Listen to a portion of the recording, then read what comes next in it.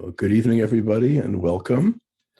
It's nice to see all of you, and we'll talk in a moment about how I will be approaching our discussions. So, firstly, I want to acknowledge. Barbara and Paul Kochberg, who have graciously sponsored tonight in my honor. So I am honored, and I appreciate that. It's really lovely, and thank you. And thank you for your constant support of all of our educational and shul endeavors. Looking forward, in your honor, to a very good Blue Jay season, which I know is very close to your hearts, as it is to mine.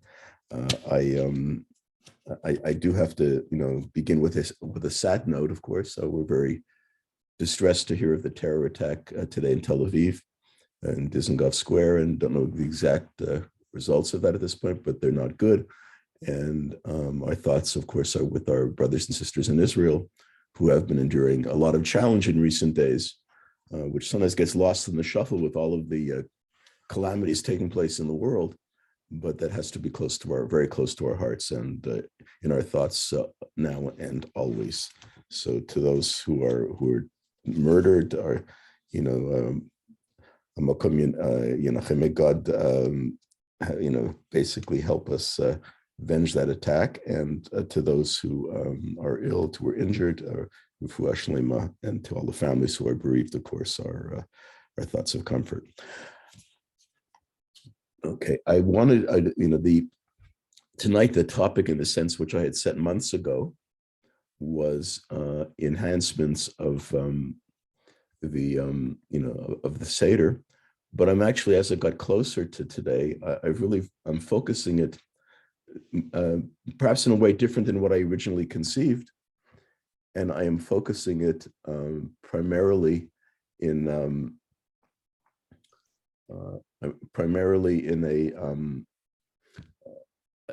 from one angle. I'm not really going to be talking about little kinds of things you do for fun at the Seder. I've done that in past years, and there's plenty of places you can find that. But I'm really looking at one direction here. And one thing I'm going to do, by the way, I'm going to be putting on the chat, so I don't forget to. I'm going to do it right now. I'm going to be putting on the chat a link to all the sources that I'm going to be presenting tonight, so you can download what you're going to see on the screen in its entirety, which may be helpful to you. Now, and I'm also going to be in a moment sharing that with you, because we will look at it together. One of the, I'm going to be looking at, in a sense, ways of bringing the world into our Seder. So kind of a serious look at this, not the fun stuff. And again, there are plenty of places you can find the fun stuff, but how do we incorporate in the Haggadah what's happening in the world now? And I think people feel a need to do that. We want this to be relevant when we are celebrating freedom in a wonderful festival.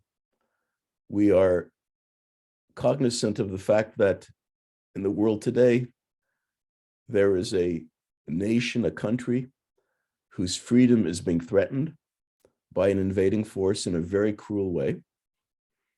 And notwithstanding the fact that this is a country with which we've not always had a loving relationship as Jews, understatement, but nonetheless, we deal with that country today and what's happening and how freedom is threatened, not only here, other parts of the world as well. So how do we somehow speak to that in terms of the celebration and the Haggadah of Pesach?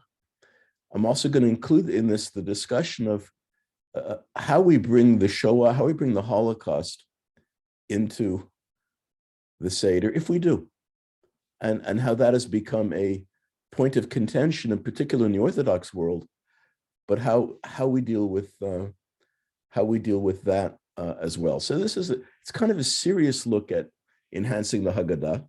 Whereas in other years, I would maybe be in a better mood and talking more about fun stuff that we do to enhance the Seder. But I'm more concerned now about how do we find the relevance of the purpose of what we're doing in terms of what's happening around us today. Now, I'm going to start with let me share this, and again, you can I will again, for those who come later, I will periodically put on the chat the link to the sources that I'm presenting, which you can download, print out, and have for your Sedarim if you'd like, or for your own reading pleasure, because we will not go through it all tonight. Let me share the screen. Let me just get this up here. And 1 second. Here we go. Okay. So the very first thing that we're going to look at, let me just make this a bit larger. This was read in the Maftir reading last Shabbat, the reading of HaChodesh, which went on was Exodus 12 verses 1 to 20. I'm only giving you 1 to 13 here. But this is where the whole concept of God passing over comes into play. And it kind of puts the Seder the dynamic of the Seder into a very interesting perspective. Because we see in this text from Exodus 12, and this, by the way, is what Rashi says in the opening of Bereshit, the very first commentary that Rashi brings to the Torah, on the first verse of Bereshit, the first verse of the Torah. He asks the question, which is framed in Midrash: why doesn't the Torah begin with Exodus 12, verse 1? Why doesn't the Torah begin here? Why does the Torah begin with stories of creation and the patriarchs, the matriarchs? Why not here? I'm not going to give you his answer. It's not relevant, but what's interesting is the reason he selects this verse in Exodus that we read last Shabbat in the Maftir, Exodus 12, is that, and this is one of the readings during Passover as well, this is the first mitzvah that's commanded to the entire people. And if one views Torah as being ultimately the source for mitzvot, for the commandments that we as Jews are required to follow, why not begin here? Why begin with all the Maisalach? Why with all the stories, with all the narrative? Why don't we begin here? So that is the question that Rashi asks. And again, he gives an answer. Again, the answer doesn't really interest us right now. But that's the question. The question is one that shows the importance of this particular reading. The first mitzvah to the entire people. What is the first mitzvah? HaChodesh hazeh lachem. It's basically establishing a calendar. Here, literally, Dibru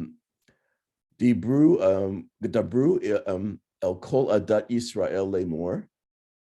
God saying to Moshe and Aharon, say to the people, tell the people, Ba'asor lachodesh hazeh, on the 10th day of this month, vayikhu lahem ish seh levet avod sel, that you're going to take a lamb for a family, a lamb to a household, describing what's going to become the Pesach, the Passover sacrifice. So this is commanded to the people, and this is before the Exodus.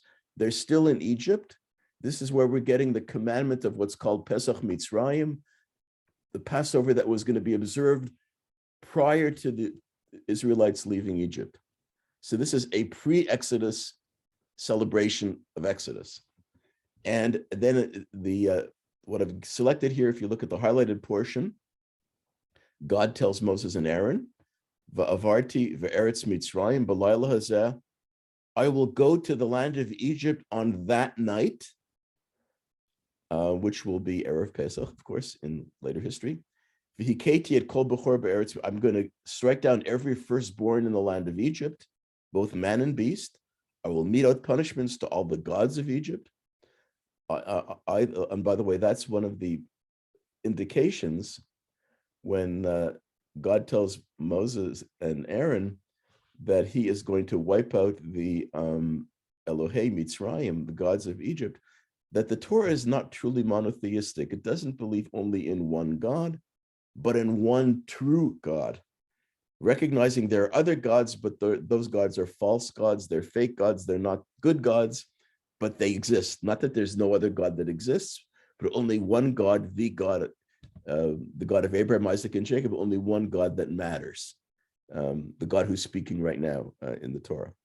So God says that I am going to go to Egypt. I'm going to destroy the firstborn, etc. I'm going to wipe out the Egyptian gods, and the blood on the houses where you are staying shall be a sign for you.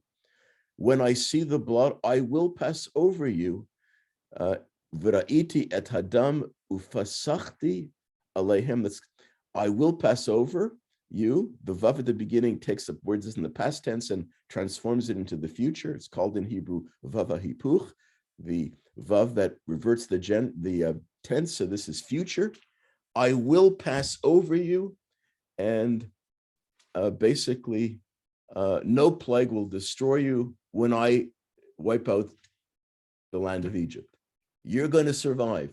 What's fascinating here is this is God foretelling the future.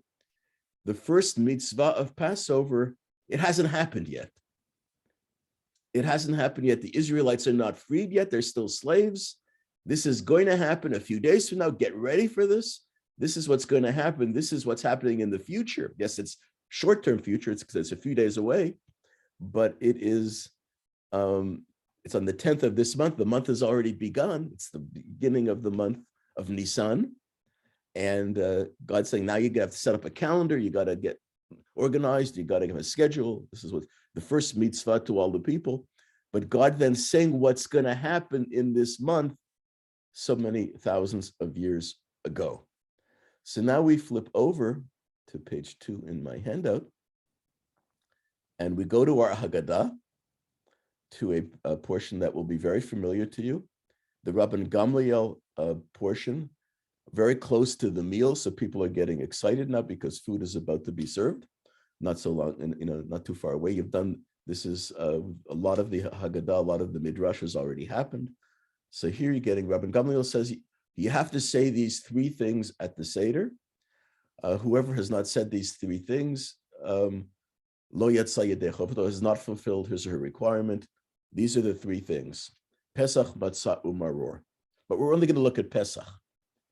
Okay, the Pesach, which is the Passover offering, Shahayu Avotenu Ochlim, Bezman Shebeit HaMikdash Haya Kayam. This is what our ancestors ate while the temple still existed. And this, by the way, is what is being commanded in last week's Torah reading.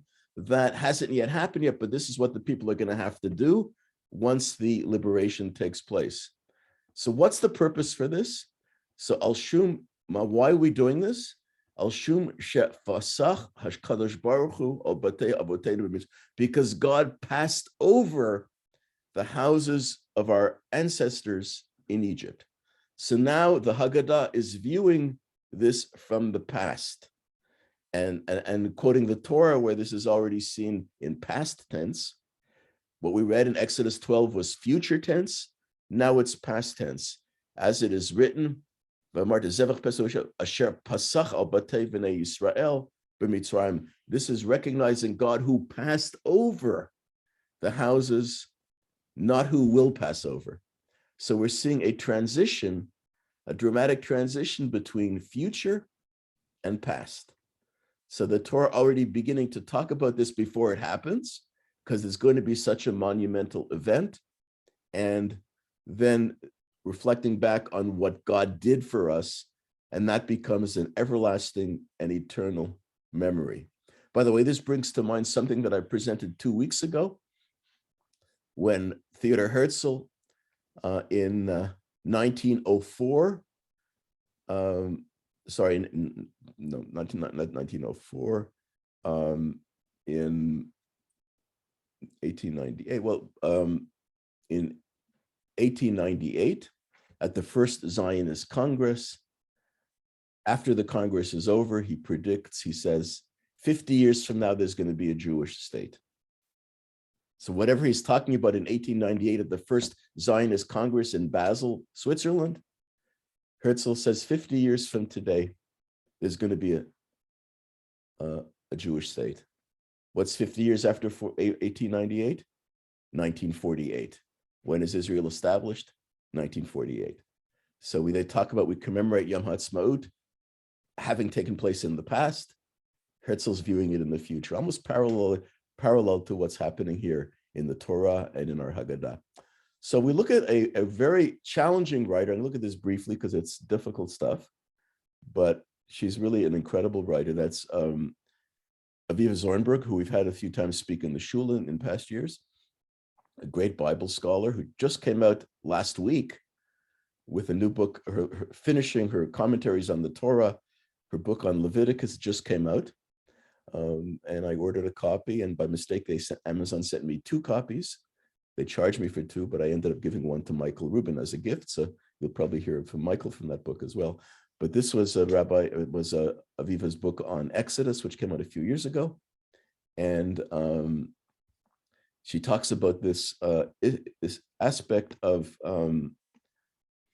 Pasach, God passing over us, or she translates God leaps over us. In other words, skipping the Israelite houses. I'm just going to briefly read part of what Nechama writes. Oh, sorry, I'm thinking Nechama Leibowitz. It's what Aviva Zornberg writes. The night of the Exodus is the third and culminating plague of darkness, sharing the characteristics with the previous 2 plagues is clear. Darkness is chaos, blindness and death. More strangely for the Israelites, it is imprisonment, blood, and redemption. And so God, commenting that God, in the verse I read to you before, God saying, I will pass through the land of Egypt on that night. In Exodus 12, God is predicting, and that God is saying what will be happening, and this will be full destruction, etc. And the passing over, the children will ask you in the future, what will God mean? You're going to say, because God passed over the houses. But what's interesting, what's really happening here is that part of the foretelling of the story of God passing over us is the idea not only that this is going to happen and we're going to be liberated, that we're going to be liberated by God and we're going to survive what the Egyptians are going to face. Our firstborn are not going to be killed. They're going to live on. They're going to be freed. Why? Because they're going to be telling the story for generations and generations and generations to come. That they're going to be basically talking about taking this into the future, their future, and they're going to be viewing this in the past tense. And God is even presenting this when it's still future tense. It hasn't yet happened, but part of what is going to be happening is not simply the liberation, but that this gives you the foundational narrative of Jewish history. This is going to become the event where all events thereafter are going to begin. I am the Lord your God, who brought you forth out of the land of Egypt, from the land of slavery. I'm the God who brought you out of Egypt. And when any moral command comes in the Torah, God is going to say, you're going to be sensitive to the widow, the orphan, the indigent, because avadim hayitem be'eretz, you were slaves in the land of Egypt. This is the formative event in history. God is preparing people for the fact when this will be in the past tense, but it's going to suggest how you view the world. So what do you take to your Seder with all of this? What do you take to the Seder of Pesach? You take to the Seder that basically everything that's going to happen up to now is conditioned on what happened in the past, but God is presenting the future, telling you that this is going to be your foundational narrative, and it's going to be the way you view the world. So I would learn from this that it is not possible, nor is it moral from a Jewish standpoint, to go through the Haggadah, only talk about what happened 3,000 years ago in Egypt, and ignore what's happening in the world today and what's happened in the generations since, the destruction and the pain and the suffering and the injustice and the persecutions.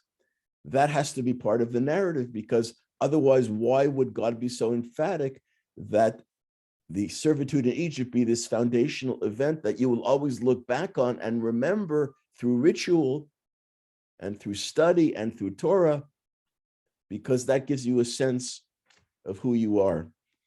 As Pirkei Avot says it beautifully, Dame ayin bata lo anata holech, know from where you've come and where you are heading.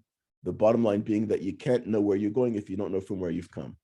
You don't have the purpose in knowing where you're going if you don't know from where you come. Okay. And I'm just going to read from the end of the piece I've collated from Aviva Zornberg, where she says here, the manifest problem is in Egypt, the people sacrifice the lamb before God leaps over their houses. They have to bring the sacrifice in Exodus 12 before this has happened. Only since Egypt is the sacrifice named after God's psicha, coming from Pesach, God's passing over. The Father in future will explain the ritual of sacrifice by naming it, tracing the name back to God's redemptive leap, Pasach, the passing over, the jumping over the Israelite homes.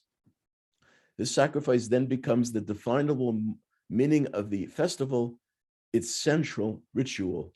But in real time in Egypt, the night of God's syncopated motion had centered on the fulfillment of God's commandments, the sacrifice of the nameless lamb, the daubing of the door with blood, the consumption of the roast meat, described in great legal detail.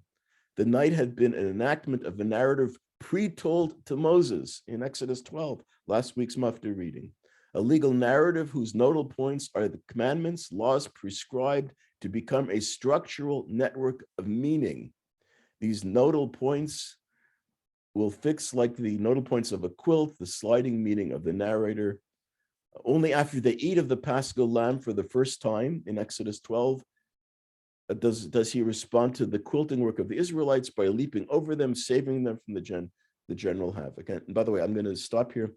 Aviva Zornberg gets very difficult sometimes to follow, and I don't want to totally send you to in perplexity, but the point that she makes in bringing together these two future and past narratives, I think is incredibly powerful. And again, it connects to the Zionist narrative. It connects to the history of the Jewish people. Foretelling what will happen prepares us for remembering what did happen. And that's central to the Seder experience. So this is something that if you can find a way of explaining some of this, I think it's a powerful thing to bring to the Seder table. Not something that's a bit lighter, but also really worth looking at. Coming from a very interesting book. Again, you have all this, and I'm going to screen share it again. Let me get back to my, 1 second. Well, I'll do it 1 second. No, I can't do it here, but when I can get back to it, well, I'm gonna stop sharing and I'll start sharing again 1 second, because I want to just put in the chat again for those who came on late. I want to put in the chat the link to the text that I'm presenting here, so you can all. Wait.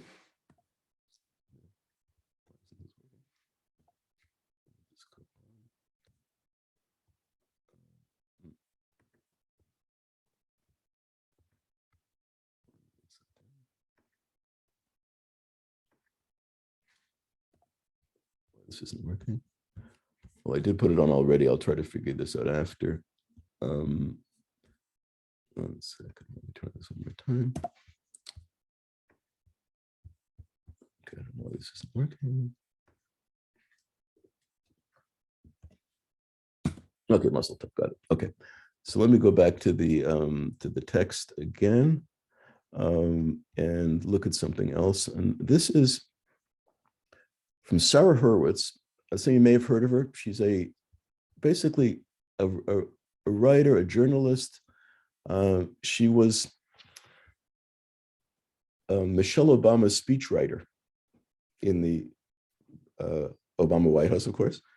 And I first encountered her when I was president of the Rabbinical Assembly and invited to the White House Hanukkah reception, which was the only reason that it was worth being president of the Rabbinical Assembly for, because it was a lot of fun and incredible, great White House has great kosher cooking, great kosher food.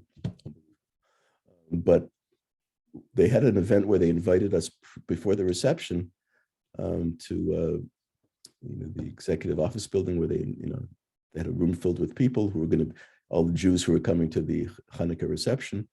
One of the speakers was Sarah Hurwitz, who was very impressive. She's written a book on Judaism called Here All Along. And I'm going to read a couple of paragraphs of what she says about Passover. And she's really, really a good writer. She's become rather seriously observant since her days in the White House. and she's reconnected in a sense with her Jewishness, and is a wonderful spokesperson for Jewish identity. So just this kind of adds on to what I've been saying. Her talking about Passover. She says the Torah's account of the Israelites' escape from Egypt is considered the founding story of the Jewish people. So Rabbi Jonathan Sachs points out the book of Exodus is the first time the Torah refers to the Israelites as an meaning as a people or a nation.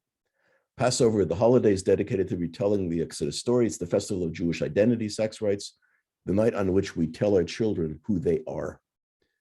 And just jumping to where I've highlighted here. Again, I encourage you to read all of this, but we won't have time to read all of it now. At a recent Seder, I started to wonder whether the Haggadah's approach to retelling the story is less about content and more about style. As I leafed through it, I was struck by how the Haggadah feels like a kind of trauma narrative. Aspects of it remind me of my experience years ago as a volunteer on a rape crisis hotline. During my shifts, I spoke with many survivors of sexual assault. I don't recall any of them ever telling me their story as a clear, linear narrative. Instead, they spoke of having flashbacks that made them feel as if they were reliving the assault, which had sometimes happened years or decades ago. And they would share their heartbreaking snippets along the lines of, I wanted to scream, but I was frozen. I could hear people talking downstairs. He was so much stronger than me. Who is he? Who are they? Where are they? What happened leading up to the assault? I hardly ever found out. Traumatic experiences do not lend themselves to orderly recountings.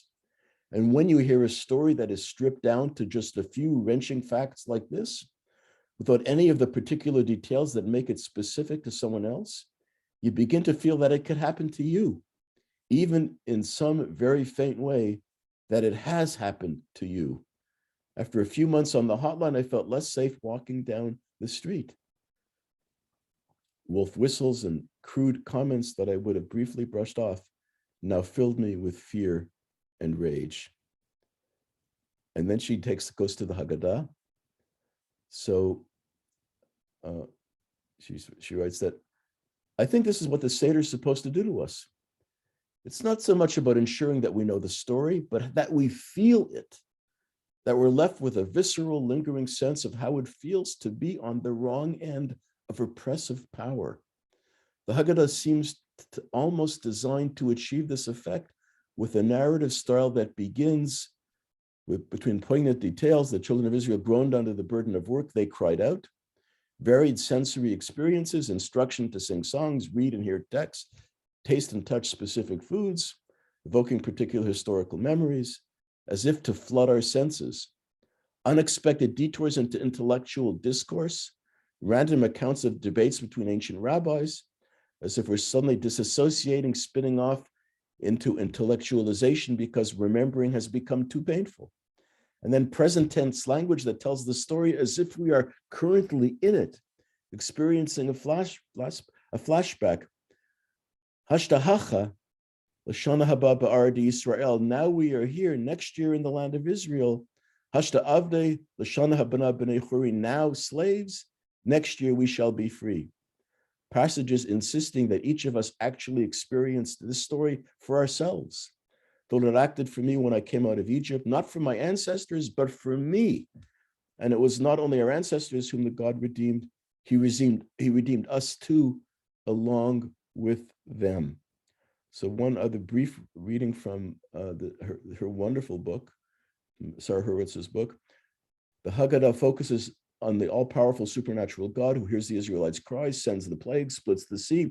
But that's not an accurate reflection of the biblical narrative, which also features a number of human characters who choose at great risk to protest the values of Egypt, identify with the stranger, the midwives, who refused to follow Pharaoh's order to drown out newborn Israelite boys into the Nile, Moses' mother Yocheved, who follows the letter of Pharaoh's order but subverts its purpose by placing Moses in a protective basket that keeps him from drowning, Pharaoh's daughter, who knows full well that Moses is an Israelite, has the audacity to rescue him and raise him in her father's household, defying his law right under his nose. Miriam, who has the gumption to approach this Egyptian princess, convinced her to hire Moses' own mother as a wet nurse, and Moses himself, raised as Egyptian royalty, he risks his position of privilege to defend an Israelite slaves. Ironic, of course, that Moses is never mentioned in the Haggadah. Something always good to mention at the Seder and try to understand why that happens, why Moshe is never mentioned at the Seder. Okay, and then so basically, I'll just go down very briefly. The Torah repeatedly instructs us to tell our children about the Exodus, to embed this story firmly at the core of their Jewish identity, teaching them that no matter how economically secure we may become, no matter how close to the inner circles of power we may get, and she was very close to the inner circles of power. She was also a speechwriter for Obama, in addition to being one for Michelle Obama. Our ancient plight as strangers and slaves must still form the basis of our moral orientation today. But I think we need to remind our children that even in conditions of crushing oppression, some of the Israelites resisted. There were righteous people who helped them. That too is our story. That too is part of who we are and what we must aspire to be. And if anybody wants a segue to what's going on in Ukraine, that sure is a good one in terms of thinking of those who are resisting the horrible suffering they're enduring, and remembering how it's important to recognize their resistance and to strengthen those whose freedom is in jeopardy. Okay, now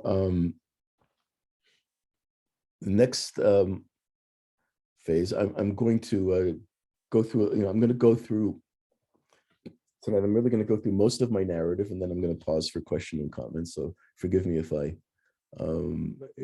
don't give you an opportunity yet to speak. I see people have entered the room that I should let in.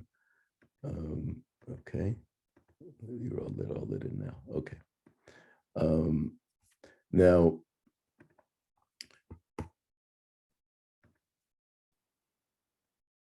part of the a big portion of the Haggadah is what we call the Midrash, the portion where biblical verses are delineated, mostly from the Mechilta, the Rabbi Ishmael Midrash on the book of Exodus, but and some of this language may sound familiar. We're not going to read this in detail, but this talks about God, verses that deal with God hearing our suffering. And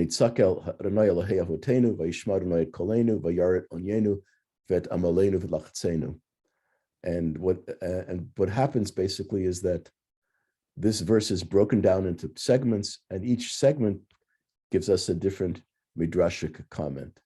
For example, God heard our cry. God heard our cry. As it is written, God heard their groaning. God remembers his covenant with Abraham, with Isaac, and Jacob. And because of the merit of our ancestors, God will act to have us redeemed. God saw our affliction, and this is understood by the rabbis. The basically preshut derech eretz, prohibiting husband and wife to have sexual relations. That's what it means. And so this is one of the X-rated portions of the Haggadah. They basically say delicately here the conjugal separation of husband and wife, but that was a very tangible example, according to the rabbis, of what the affliction was. Some would say the affliction was having to wait a long time for dinner, but that's another story. And then Tamalenu, our toil, referring to the drowning of the sons. That's obviously great burden. And then oppression means the pressure used upon them, how the people are being oppressed. So these are biblical verses speaking of God hearing our cry. So why I present that, because again, we're not going to read much of this now, but I will encourage you to bring this to your Seder. This is heavy material, but it's incredibly powerful.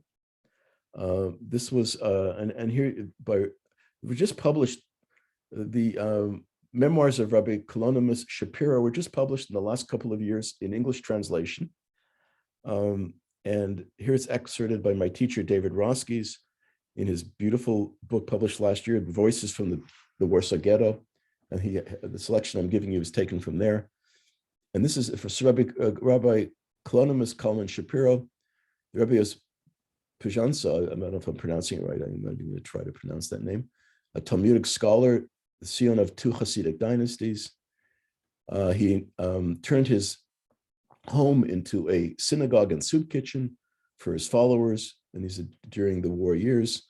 He delivered sermons on weekly and festival Torah readings throughout the war, from Rosh Hashanah of 1940 to July 1942, 4 days before the Great Deportation began. I do believe that he did not survive, but his he basically prepared. He had translated these texts into Hebrew, and so he did. But he basically deals with the idea of God crying for our suffering. I'm connecting this to God hearing our cry, and that's where Rabbi Shapiro is coming from. Saying here, and I'm just reading a tiny selection from this. Here he says that when a person suffers, what does God say? What does the Shekhinah say? My head is too heavy for me. My arm is too heavy for me. This is what God is saying. The sacred literature tells us that when an Israelite is afflicted, God suffers as if it were much more than the person does. It may be that since God, blessed be He, is not subject to any limitation, therefore his suffering from Israel's troubles is also boundless, has no limit. That no person would be able to endure the experience of such great suffering, or even to conceive of how great God's suffering can be. The rabbis speak of something called Gilui Shechina, that when the people are exiled, so is God is exiled. God's self's exiles as well. And here we have another selection I'm sharing with you. This is why the world remains standing on its foundation and was not destroyed by God's cry of suffering over the afflictions of his people and the destruction of his house, because his great suffering never penetrated the world. In other words, God endures suffering internally, and doesn't. And we have in the Midrash the introduction to Echa Rabbah, to the Midrash on Echa and Lamentations. God saying that sovereign of the universe, that angel says to God, the angel saying, let me cry, but don't you cry. And God says, if you don't let me weep now, I will go to a place where you'll have no permission to enter, and I will weep there. Like God is saying, I am going to weep. I'm going to weep. And even if I have to weep in secret, I'm going to weep. In other words, God saying, I'm crying for the sufferings of the people of Israel. And this theme continues in his interpretation of the chapter that we read last Shabbat for Parshat HaChodesh of Exodus 12, verses 1 to 20. That was the entire reading. And this is interpretation again, basically God secluding himself, crying for the suffering of the people, God mourning for the people, God going into deep mourning and suffering, that God shares the suffering and also suffers, let's say himself, but we're not supposed to attribute gender to God. So sometimes people are saying God suffers God's self, but to me that doesn't work. So if I say himself, you'll understand that I'm not saying God is male, but just for the limitations of language, that's what I'm using. Okay, so I'm going to show you a couple of other things before I break for conversation. I apologize for the lengthy monologue. And this is, again, something that when I reread this a couple of weeks ago when I was starting to put together material for tonight. And I have a great book that I got a few years ago that consists of, it's great speeches of world history, and some that are contemporary and some are 500 years old.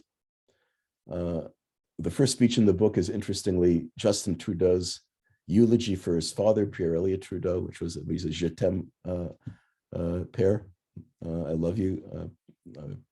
And so that was interesting, the first speech in that book. I didn't buy it for that reason, but included in that is this speech that Elie Wiesel delivered at the White House in April 1999, almost exactly 23 years ago. And what's fascinating about this speech is that it was written in response to the massacres that were taking place in Kosovo. And Elie Wiesel bringing his example as a survivor to the President of the United States and all of the big shots that were present for this event, and telling them they had to respond to the suffering that was taking place at that moment in 1999. And it occurred to me that were Elie Wiesel alive today, he could be delivering the exact same speech right now to the world that he delivered in 1999. I'm just going to, and this is just an amazing thing to look at, how, as the French say, plus ça change, plus c'est la même chose. As much as things change in history, it's always the same. So I'm just going to briefly look at some of this with you, but you have it. You can download this and bring it to your Seder, because I think it's, first of all, Elie, his speech is always remarkable, but it's so powerful in knowing that this is speaking from 23 years ago, words that are 100% addressing today as well. So 54 years ago to this day, this would be 77 years ago where this speech is being delivered today. A young Jewish boy from a small town in the Carpathian Mountains woke up, not far from Goethe's beloved Weimar, in a place of eternal infamy called Buchenwald. He was finally free. Of course, he's telling his story, but there was no joy in his heart. He thought that there would never be again, he thought there never would be again. Liberated, there would never be joy in his heart again. Liberated a day earlier by American soldiers, he remembers their rage at what they saw. And even if he lives to be a very old man, he will always be grateful to them for that rage and also for their compassion. Though he did not understand their language, their eyes told him what he needed to know, that they too would remember and bear witness. And again, 23 years ago, before President Clinton, I now stand before you, Mr. President, Commander-in-Chief of the army that freed me and tens of thousands of others. I'm filled with a profound and abiding gratitude to the American people. Okay, he's in the White House, he's going to say that, we understand. Gratitude is a word that I cherish, and we'll just skip a little bit. We're now on the threshold of a new century, a new millennium. We're well into that millennium. It hasn't been so great. What will be the legacy of this vanishing? What will the legacy of this vanishing century be? How will we be remembered in the new millennium? Surely it will be judged, and judged severely in both moral and metaphysical terms. These failures have cast a dark shadow over humanity. 2 world wars, countless civil wars, assassinations, bloodbaths, etc. And on a different level, of course, Auschwitz and Treblinka. So much violence, so much indifference. And what is indifference? Etymologically, the word means no difference, a strange and unnatural state in which the lines blur between light and darkness, dusk and dawn, crime and punishment, cruelty and compassion, good and evil. What are its courses and inescapable consequences? Is it a philosophy? Is there a philosophy of indifference conceivable? Can one possibly view indifference as a virtue? Is it necessary at times to practice it simply to keep one's sanity, live normally, enjoy a fine meal or a glass of wine, as the world around us experiences harrowing upheavals? Of course, indifference can be tempting. More than that, it's seductive. It's so much easier to look away from victims, so much easier to avoid such rude interruptions to our work, our dreams, our hopes. It is, after all, awkward, troublesome to be involved in another person's pain and despair. Yet for the person who is indifferent, his or her neighbor are of no consequence. Therefore, their lives are meaningless. Their hidden or even visible anguish is of no interest.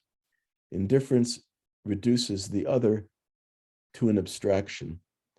Just an interjection here. I'm reminded of the story that we are told that when CBS News in November of 1963 interrupted As the World Turns, a soap opera, to break in with the news of President Kennedy's assassination, people called the stations to complain that their soap opera was interrupted by the assassination.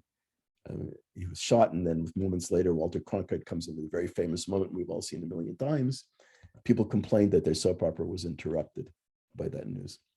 And I'm sure that complaint is echoed today when there's interruption with world events getting in the way of our having fun. And he goes on, indifference can be tempting. More than that, it's seductive, easier to look away from victims, and so on. And then he goes on, I'm skipping part, of course. You'll have the whole text to look at. Rooted in our tradition, some of us felt that to be abandoned by humanity was not the ultimate. We felt to be abandoned by God was worse than being punished by him. Better an unjust God than an indifferent God. For us to be ignored by God was a harsher punishment than to be a victim of his anger. Man can live far from God, but not outside God. God is wherever we are, even in suffering, Compare this with Rabbi Shapiro that we read just earlier, but his comment about God mourning for us, and put this together, it's very powerful, the connection between these two pieces. Basically, what he's doing here, Wiesel, is preaching against indifference and basically saying that our only miserable consolation when we were suffering was that we believed that Auschwitz and Treblinka were closely guarded secrets, that the leaders of the free world did not know what was going on behind those black gates and barbed wire, that they had no knowledge of the war against the Jews that Hitler's armies and their accomplices waged as part of the war against the Allies. If they knew, we thought, surely those leaders would have moved heaven and earth to intervene. They would have spoken out with great outrage and conviction. They would have bombed the railways leading to Birkenau, just the railways, just once. And now we know, we learned that they knew. And this is incredible, by the way. You'll read the full text yourself, but this is incredible. He's saying this in the White House in front of the current president of the US, lambasting FDR for having known all this, kept the information to himself or to a very close circle, and having done nothing. And he says his image in Jewish history, I must say it, his image in Jewish history is flawed. An incredibly powerful statement to be delivered in the White House. Not a rabbi giving this in shul. You're delivering it in front of the president of the US, in front of his cabinet officers, in front of all of these very significant leaders of the government. Yeah, he praised them for having liberated him and the good stuff they did during the war, but he doesn't hold back. Talked about how indifference led a lot of people to perhaps what could have been viewed as unnecessary death. Then he talks about, the Exodus and the St. Louis, and other, tragedies where good people, supposedly good people, neglected their responsibility. And so what he's saying to Clinton and to others 23 years ago, don't be indifferent to the suffering. Learn from your mistakes with us, what you didn't do for the Jewish people when you should have done it. Don't be the same. Don't be indifferent today. And he says here, he talks about, intervening in Kosovo. Again, this is 23 years ago. Today it could be Ukraine, of course, many other trouble spots in the world. Let there be a warning that never will there be the deportation, terrorization of children and their parents. This should never be allowed anywhere in the world. Of course, it continues to be allowed. And he talks about children suffering. Again, this could be the daily, every news, every day since this speech was delivered. And then he ends, as in the vintage way we saw would end a speech. Once again, I think of the young Jewish boy from the Carpathian Mountains. He has accompanied the old man I've become throughout these years of quest and struggle. Together we walk towards the new millennium, carried by profound fear and extraordinary hope. Wow. Okay, just a couple of, I'm not going to read this now because you have this ability to read this yourself. This just appeared last week by Meir Soloveichik. I always encourage people to read Meir Soloveichik. He appears regularly in commentary. He's very accessible online. His writings are always very powerful. And he tells a story here again. I'm not going to read it now. You can read it on your own. And this is a beautiful thing to bring to your Seder. If you want to somehow bring in Ukraine to what's going on, he tells a story about the matzah factories of Ukraine that produced matzah that was distributed worldwide. And there's a fear that there's going to be a shortage this year of shmor matzah, because a lot of it used to come out of Ukraine. And he tells that whole story of the matzah factory in Ukraine and how that ties into the holiday and how this needs to be remembered. And it also brings to mind, of course, the sufferings that is taking place today. And I'm not going to read this with you, but I highly, highly recommend that you look at it. So now I'm going to go off screen now because I want to talk a bit about, face to face and give you a chance to say, and then I might look at what I've given you here further, but I might not get to it now. Let's see how we're doing in terms of time. I just want to make one other comment, and what I've given you in the handout that I'm not sharing with you right now is something from a very interesting book that came out a couple of years ago called The Passover Haggadah, a biography by a writer named Vanessa Oakes. She's a rabbi, I'm not sure where she is.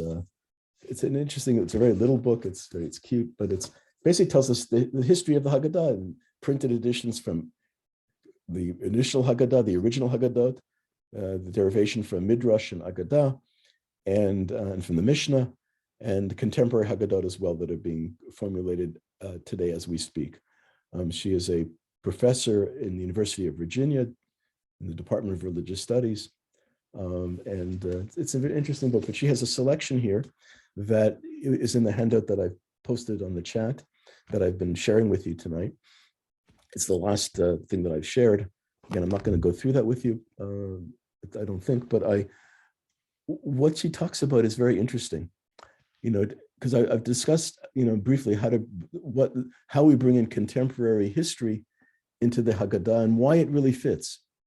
And why, in a sense, the Haggadah cries out for that to be brought in, because we want to understand, as Wiesel says and others, that the suffering that we talk about thousands of years ago in Egypt, the suffering of the enslavement, is not something that should be seen in isolation.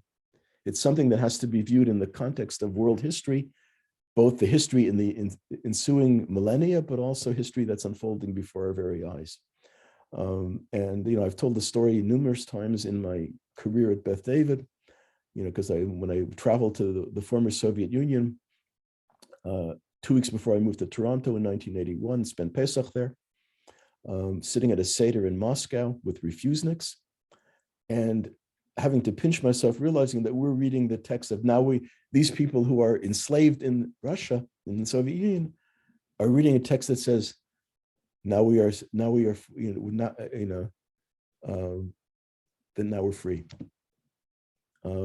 That we're now free, the text that says we're now enslaved, we're going to be free, talking about being enslaved from the Egyptian standpoint. And next year we will be free. Next year we'll be in Israel. These were all people that had lost their jobs because they applied to make Aliyah to Israel. So this was so real. I mean, basically, they were living the text that we were reading. And so that has happened. It happened during the Shoah. There are a lot of examples, and that's some of what's in the reading that I've appended to the handout that I've posted for you. Examples of how Passover was commemorated and recalled at Sedarim, even during the Shoah, and certainly in years thereafter. It's a point of controversy, and I wanted to spend a few moments on that, because talking about bringing in tragedy, like bringing in, for example, mentioning of Ukraine, other suffering in the world, doing the kind of things that Elie Wiesel did in his speech at the White House, which to me was incredibly powerful and very important, and again speaks really loudly today to what's going on in the world. I think it's critical to do that.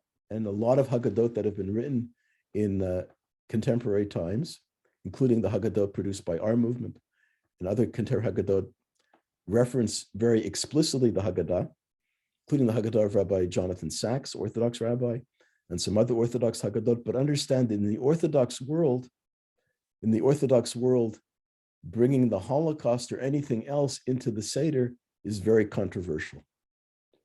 And there are those who absolutely resist any mentioning of the Shoah, because all you're allowed to talk about is Egypt, the enslavement in Egypt, nothing else, because that basically cheapens the story of the Exodus. It's not fair to the story of the Exodus. It's like if you're, if you're Celebrating a marriage, you're not going to be getting up and speaking about the couple that got married the week before. You're going to be speaking about the couple that's being married. You deal with the event that's on the table, celebrating Pesach, remembering the enslavement in Egypt, and not making it relevant in any further way. There's a lot of resistance to Yom HaShoah in the Orthodox world. As a matter of fact, a beautiful new siddur produced by the Rabbinical Council of America that came out a couple of years ago. Beautiful prayer book, beautiful siddur. I love it. I think it's gorgeous. It incorporates a lot of the commentary and translation of Jonathan Sacks, but it also brings in other material.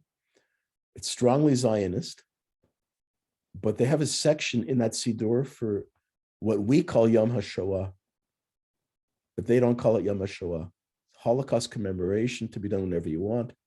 And then in a commentary at the end of the book, Rabbi J.J. Schachter, Orthodox rabbi, a modern Orthodox rabbi who I respect tremendously, a brilliant rabbi, comments about how Yom HaShoah is very controversial because in the Orthodox world, because it was a holiday created by the Knesset in 1959, tying the Holocaust commemoration to the Warsaw Uprising, which happens during Passover. And for that reason, the holiday was placed immediately after Passover. The first opportunity, it was recognized you can't do it during Yom Tov, you can't do it during the festival. So it's done, it's just a few days after Pesach. Not accepted by much of the Orthodox world, by some, yes. Jonathan Sacks and Irving Greenberg, and there are other more moderate Orthodox rabbis that did accept it and observe Yom HaShoah. We just lost our precious member Alex Eisen, Alav Shalom, a little over a week and a half ago, a couple of weeks ago. The funeral was 2 weeks ago yesterday. And, we're still saddened by that loss. We're going to have Megillat HaShoah this year, end of April. Alex will be remembered, but first time he won't be there. He created and envisioned Megillat HaShoah. Was his idea, his vision. But he had his story, which we often didn't tell publicly because it wasn't a very happy story, was that he tried to sell his idea of the Megillah in the Orthodox world before he came to me.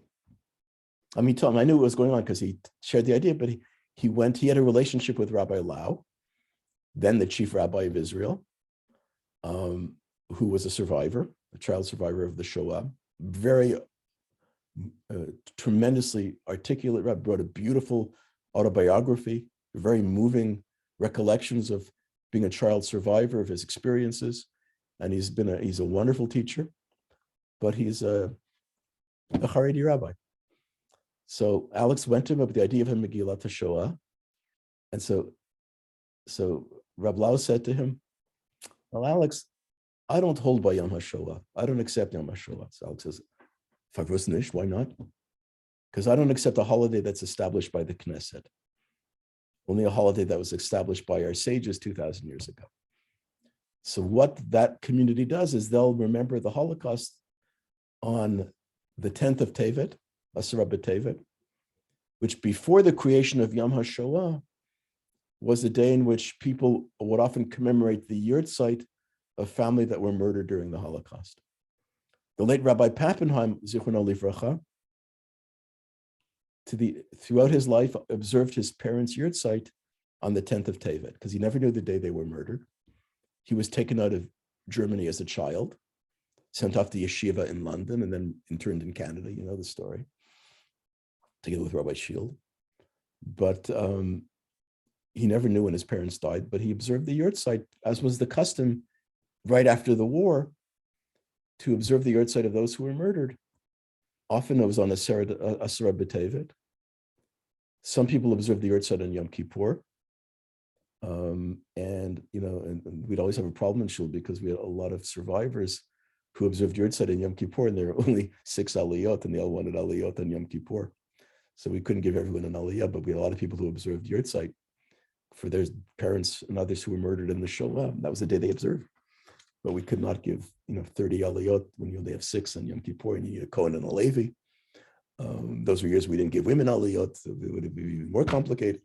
So it was very hard to make everyone. I remember, I'm looking at Sarah and Julian's father of his little Lava Shalom. I remember lovingly David Zuckerbot, to his good fortune, was a Levi. We did not have a lot of Leviim who were survivors. So he would get Levi on Yom Kippur, because it wasn't like there was a lineup of Leviim. But if you're Israeli, you had a problem, because we had 15 Yisraelim who wanted the. But so Asara B'Tevet was the primary Yurtzeit date before Yom HaShoah. But a lot of people in the Orthodox world rebelled against Yom HaShoah, the same way they object to bringing the Holocaust into the Haggadah, because you don't mix up things, you don't separate, we don't mix one thing with the other. Pesach is Pesach, it's Egypt, it's Mitzrayim. I profoundly think they're wrong. And I embrace Yom HaShoah from the Israeli standpoint, that it basically comes a week before Yom HaTzmaut. It is reminding the world that there were dozens of ghetto uprisings, not only the Warsaw Ghetto Uprising. Jews did fight back very heroically. The Warsaw Ghetto Uprising was the largest civilian uprising against the Nazis throughout the war. That was the largest civilian uprising, with virtually no armaments, with a few Zerbrochene guns, like very little. They held off the German armies for 6 weeks with nothing, just with heart and soul. There were virtually no survivors, like maybe 2 or 3 survivors of the uprising. It was the consequences ultimately were tragic, but it was an incredible moral victory, and leading to a lot of uprisings in other ghettos and other places, and non-Jewish uprisings as well. But it was the catalyst for rebellion of the people. That's a worthy place upon which to hook our commemoration of the Shoah. I have no problems with that. And I'm proud of the fact that Knesset establishes in 1959 a Memorial Day. And I'm saddened that there are people who don't recognize it. And the same argument again keeps the mentioning of the Shoah out of the Seder experience, which I think is a tremendously missed opportunity. How do we make this relevant if we don't take in contemporary history? How do you ignore what's happening in the world today, the way freedom is threatened in many places in the world, especially today in Ukraine, but in other places as well? How freedom is threatened, how democracy is threatened, how all these things are happening. How do we not make that part of what we're remembering? What's the point of recalling enslavement if we don't recognize where we're living now, what the world is like, and how we can take what we've experienced in the past and use that to try to do our part to shape a better world for tomorrow? Going back to my very opening, and I'm about to end and open to comments and questions, but to go back to the beginning where we saw the future versus the past, that God first foretells that this is what's going to happen later this month. You're going to get the sheep. You're going to bring this animal as a sacrifice. You're going to offer a sacrifice. Why? Because I'm going to pass over your houses. You're going to put blood on the doorpost. No, this is a Jewish house. It's an Israelite house. I'm not going to afflict anybody there. You're going to survive the plague of the firstborn. You're going to survive it because you're destined to overcome and to be freed from enslavement. That's going to happen. And what's going to happen, more important, is that you're going to remember this throughout the end of time. Through all of your future history, you're going to recall this in the past tense, what I'm telling you now in the future tense. So future needs to bring in past. And so basically we have to also say that past has to bring in present, that we can't be totally designating our observance to one tense alone. We have to be bringing in hu haya, hu hoveh, hu yihiyeh. He was, he is, he will be. Past, present, future. All of these tenses have to merge together. Another little vort that you can take to your Seder, I will never forget that when I was in what was then the Soviet Union, this was in 1981, and in April of 81, Pesach of 81, just weeks before I moved to Toronto, and 10 years before the fall of the Soviet Union. So no one even thought that would ever happen. This was the Soviet Union. And there were these huge billboards with pictures of Lenin. I don't think you'd find them anymore. But there were all these huge pictures, like entire building walls, like having these enormous portraits of Lenin. And there was this Russian phrase. So we asked our guide. We had my partner and I. We had a private guide, which the Mossad arranged for us, who had arranged our trip, to Israel. We were sent as agents. It was a secret agent mission. A lot of rabbinical students and others were sent to Russia to meet with refuseniks. It was a lot of fun. And then when I got back, that I realized, I fainted when I got home because I realized how dangerous it was what we were doing. But we got home safely. Thank God, Ben Shkoimel 50 times, as one of my rabbis told me we should do.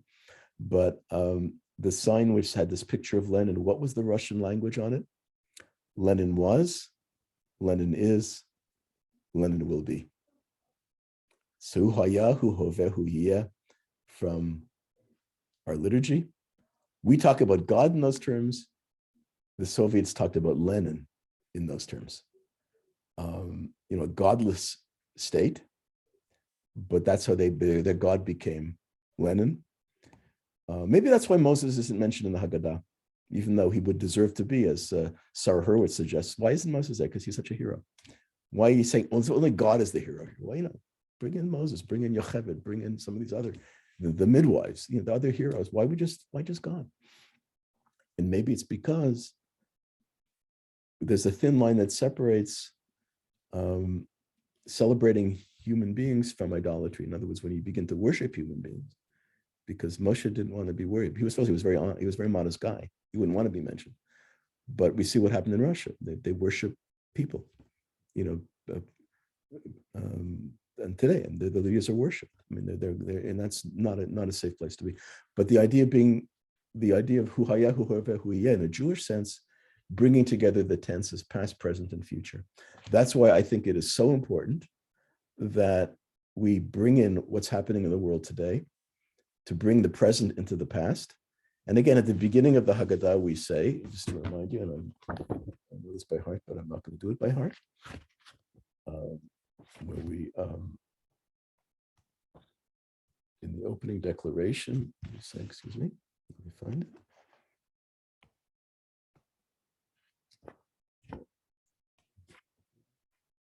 Yeah. In the Halach Ma'aniyah, we say that this is the bread of affliction that our ancestors ate in Egypt. All who are hungry come in and eat.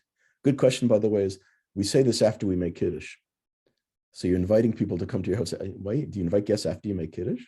Why didn't we invite them before? So why is this not at the very beginning? That's a question that's asked. There's no good answer, but it's a good question. But then it says, the ending there, Hashtahach, now we're here. L'shana haba ba'ar Yisrael, next year in Israel. Hashta'avde, now we're slaves. L'shana haba b'nei churim, next year may we be free. Again, remember how powerful those words, hearing those words in Moscow 41 years ago. My last day in my life, I'll always remember that moment of hearing those words in Moscow. Oh my God, I'm reliving ancient history. But the idea also, again, it was present and future. In other words, the present here is still speaking. It's like God speaking in Exodus 12. It's assuming that this hasn't happened yet. It's going to happen. And you're going to recall what happened through the rest of your lifetimes, through the rest of your history, because that's going to be your foundational principle in life. And that's why I think it is so critically important to bring future into the past, to bring present into the past, to merge the tenses, and to make, that really makes not only it relevant, but it has the power to then really be influential as saying, you know what, we have something here that we've inherited that's so precious that gives us motivation to want to take a step or two or three or 10 to make the lives of those around us, or the lives of those who really suffer, make it a little bit better. I've been involved in a particular campaign for Ukrainian Jewry, and through Masatiyah Alami, which I'm president of that organization, the worldwide Masatiyah conservative movement. I finished that presidency, thank God, in 3 months, and then I'm finished being president of anything. But we've raised about $500,000 US in a campaign. And again, there are 1 million campaigns for Ukraine. Just people are, and that money is going basically to the Jews who are still in Ukraine, renting apartments for Jews who've fled to Berlin and fled to Warsaw, and who've gone to Israel, who have come with nothing.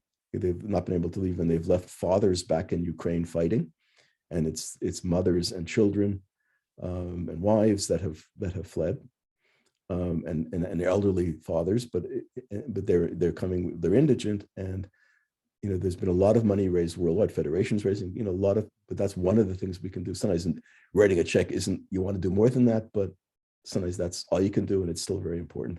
But that's so that's part of the motivation of bringing present into past. It's not just about eating matzah because and making matzah brai and having the gefilte fish and all this stuff.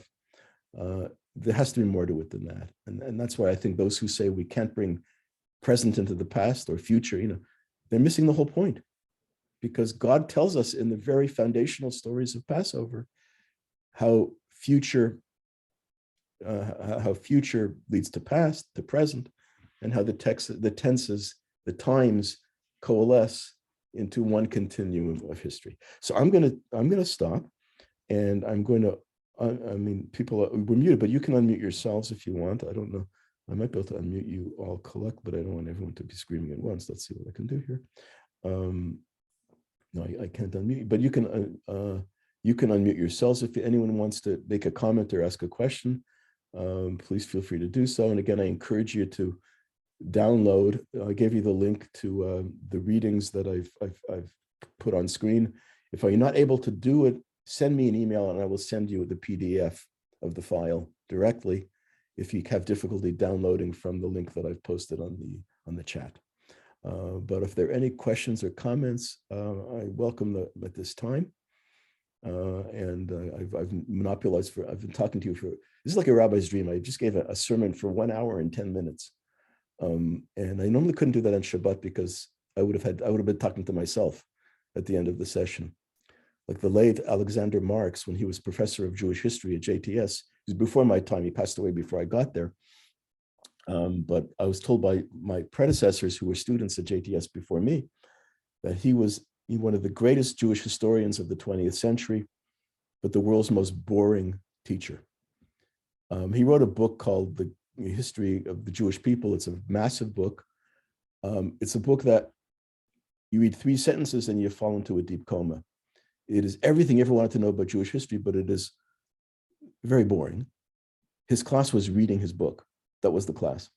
So I'm told by the end of the class, nobody was left in the room because he never looked up. And one by one, people used to leave, and they'd take turns as who was going to be there at the end. So I didn't want to do that. That's why I could never give a sermon for 1 hour and 10 minutes like I did tonight. So I thank you for that opportunity. I won't do it too often. I won't take advantage of it. So I'm just going to be quiet now. Somehow wave or yell if you want to, say anything. You can unmute yourselves. I'm just looking to see if anyone shows interest in saying anything. If I've left you speechless, that's good or bad. People, I don't hear a lot of snoring coming through, even though you're muted, so I wouldn't hear it. And I'm pleased that, I've lost very few people, which is always a good thing. When you start off with 40 and up with 6, it's concerning. But, I've really kept virtually all of you, which is very encouraging. So anyone have any idea of how they want to bring this or something similar into their Seder?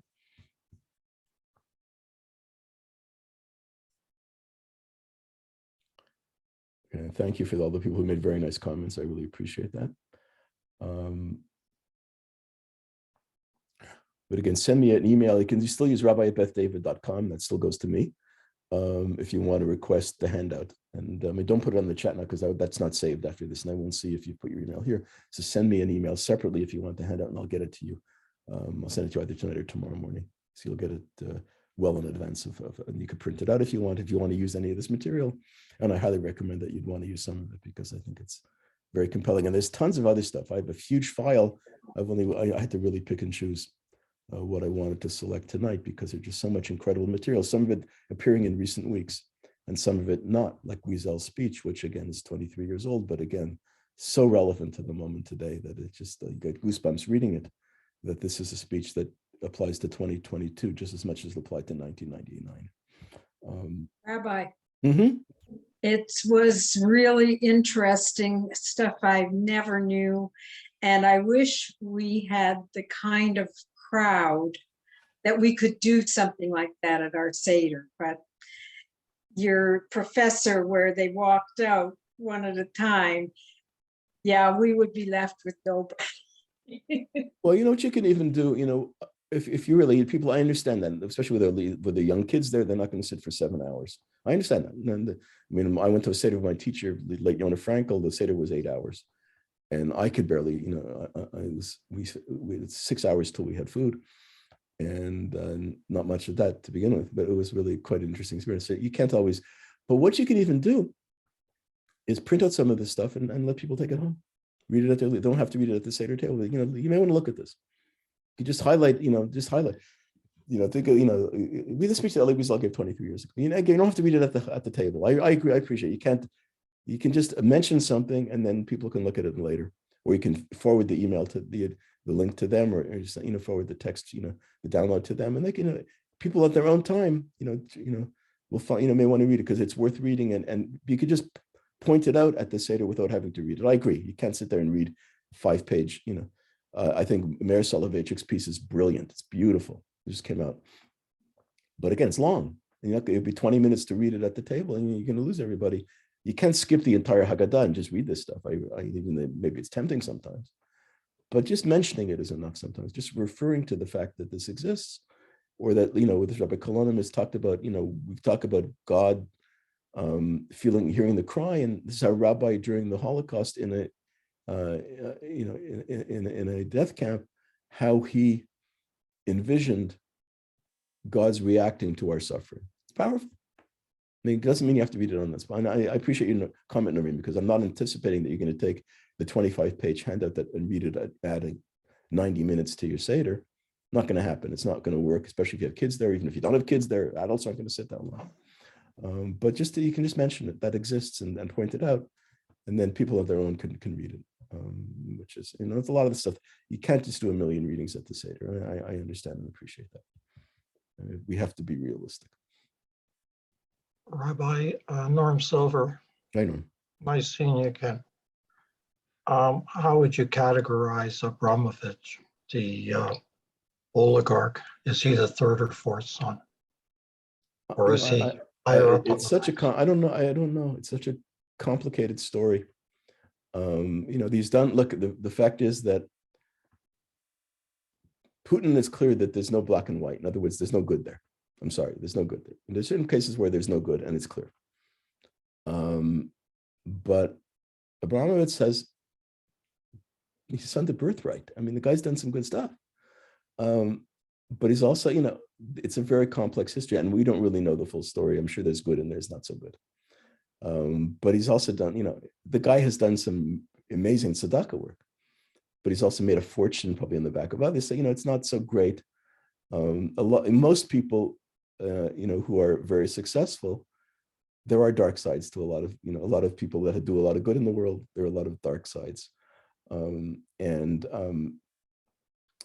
not going to get into this now at all. I wouldn't touch this with a 1,000-foot pole, but I mean, a book just came out evidently, and I just heard something in the radio in the car today. I didn't really, I caught part of it, that, you know, a historian's analysis of the Trump administration, the good and the bad, but saying that it's a complicated picture. And so people who are listening to the radio, there's no, you can't say this good. I'm saying, and there even where I have strong feelings, I'm not going to go into that now, but I will recognize that there was good. Things are complicated.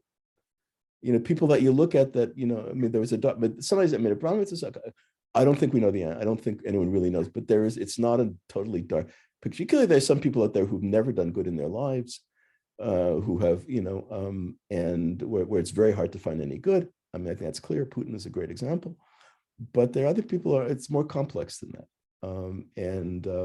That where you really have to struggle. But here, it's a complicated picture, especially from a Jewish point of view, it's a complicated picture. Because, I mean, the guy who's given millions to very significant Jewish causes, to say now he's a villain, you know, that's hard to say. But we know that it's a complicated picture and it's not all great.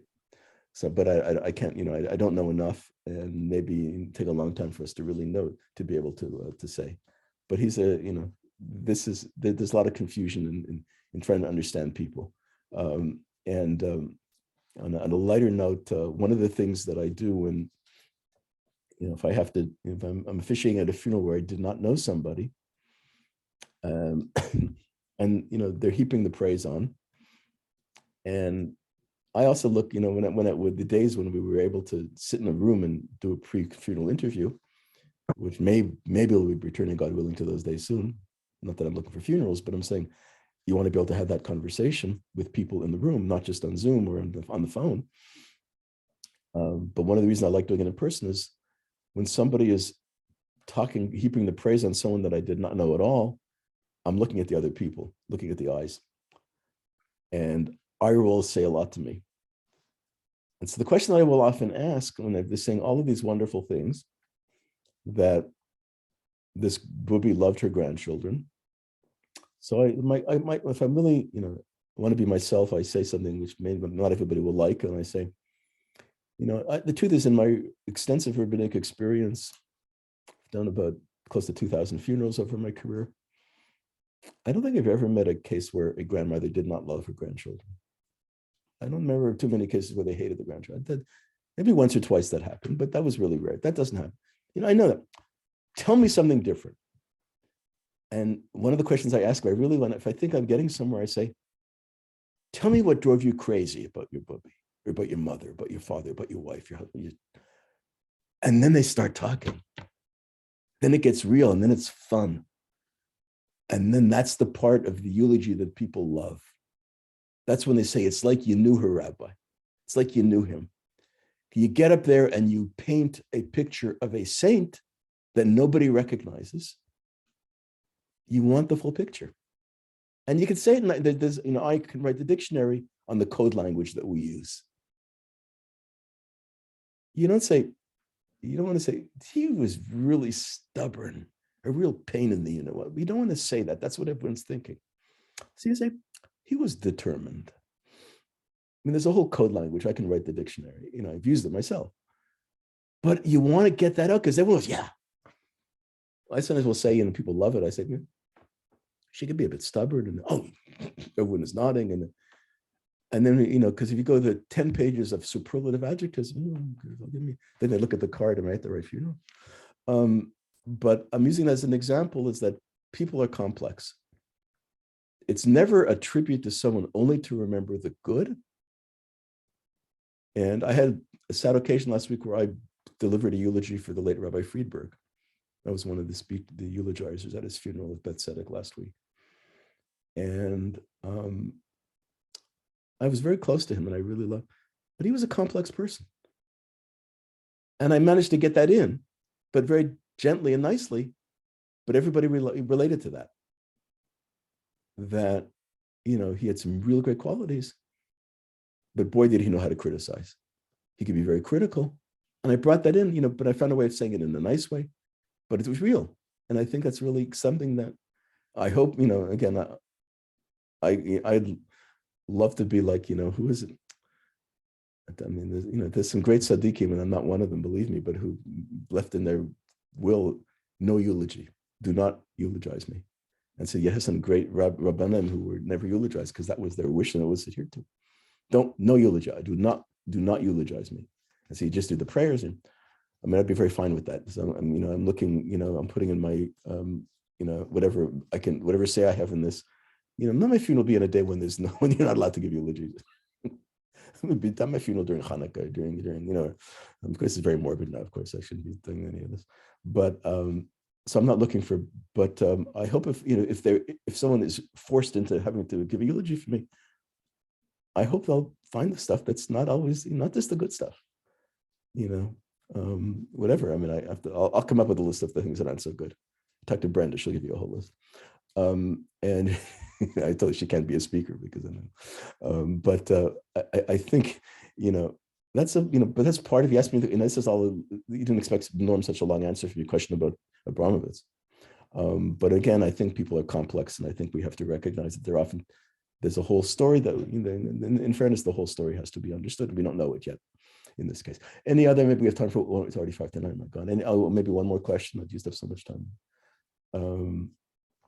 If not, I'm going to wish all of you a good night. Okay, so I think I will give you one answer. It scared all of you off. Any other question? I want to wish all of you a Chag Kasher v'Sameach, a joyous and happy and fulfilling Pesach. I will be doing the Siyum next Friday morning, a week from tomorrow morning, it's very convenient to do a Siyum when you're doing Daf Yomi now. So I'm doing, I've already finished 4 tractates. So I'm just taking one of the tractates that we completed and just doing the Siyum for that tractate. So I've done the full tractate. So it's really a fully kosher Siyum. Trying to get something that's close, that's relevant, to the holidays. A lot of the tractates are really obscure. I'm picking something that's not. But so if you say you join, you'll have an opportunity to learn with me more briefly than this next Friday morning. But wishing all of you in the interim a Chag Kasher v'Sameach. Stay well. Don't do what I did last week and have COVID. But I'm glad I'm over it and I'm fine. I don't pass tests that often, but I passed 2 positive tests. So, I was very excited to pass a test, but the wrong test to pass. But I'm fine, it's over. But stay healthy and stay well, stay safe. And if a lot of you I won't speak to before you sit down at the Seder table. Whatever you do, I'm sure will be wonderful, but somehow find a way to bring the present into the past. That's my final message to you. Stay well, stay healthy, stay good. And if you need to